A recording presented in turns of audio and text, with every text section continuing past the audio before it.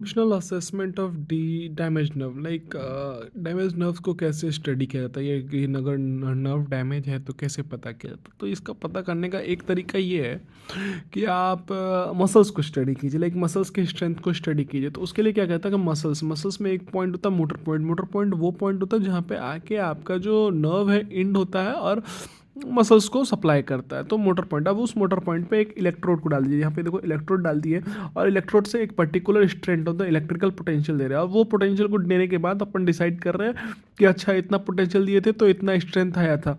Based on that अब यहाँ पर देखो ये चार्ट को समझो, ये चार्ट बहुत इंपॉर्टेंट चार्ट है। ये चार्ट बनाया गया बेस्ड ऑन द इलेक्ट्रिकल क्या बोलते हैं पोटेंशियल और ड्यूरेशन के लिए। अच्छा, स्ट्रेंथ ऑफ इलेक्ट्रिकल पोटेंशियल है, दिस इज स्ट्रेंथ ऑफ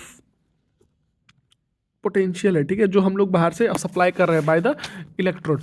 अब क्या हो रहा है कि इसमें दो टर्म है, एक है रियो बेस। रियो बेस क्या है कि स्ट्रेंथ, अब ये जो पोटेंशियल है अपना, जो पोटेंशियल अपन प्रोवाइड किए हैं, सबसे लीस्ट इतना तो देना ही पड़ेगा तभी।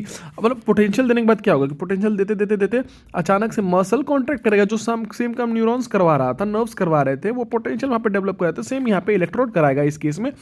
और वो पोटेंशियल प्रोवाइड करके बोलेगा कि हाँ अच्छा अच्छा अब रिस्पॉन्स देना है। मतलब तुम अगर सप्लाई करते जाओ तो एक टाइम होगा जब वो कॉन्ट्रैक्ट कर जाएगा, that is a biological response. तो यहाँ पे कह रहा है कि मसल कॉन्ट्रैक्ट कराने के लिए कितना अपने को ये देना पड़ गया, क्या बोलते हैं,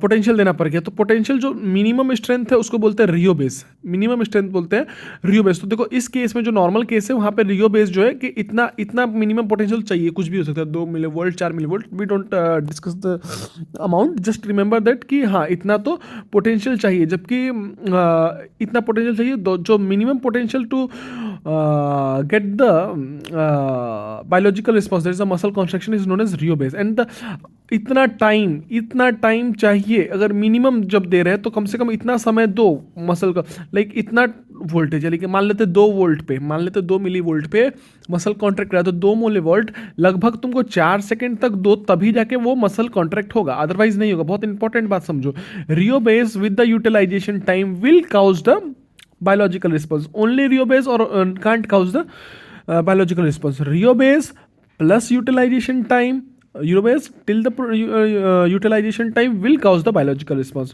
उसके आता है क्रोनॉक्सी। जैसे कोरोनॉक्सी वो पॉइंट है जबकि जो सेम जो क्या बोलते हैं रियो बेस का दोगुना अमाउंट पे, जो दोगुना स्ट्रेंथ पे जब बायोलॉजिकल रिस्पॉन्स होगा तो वो कोरोनॉक्सी होगा। Not that but remember that chlorobex and utilization time.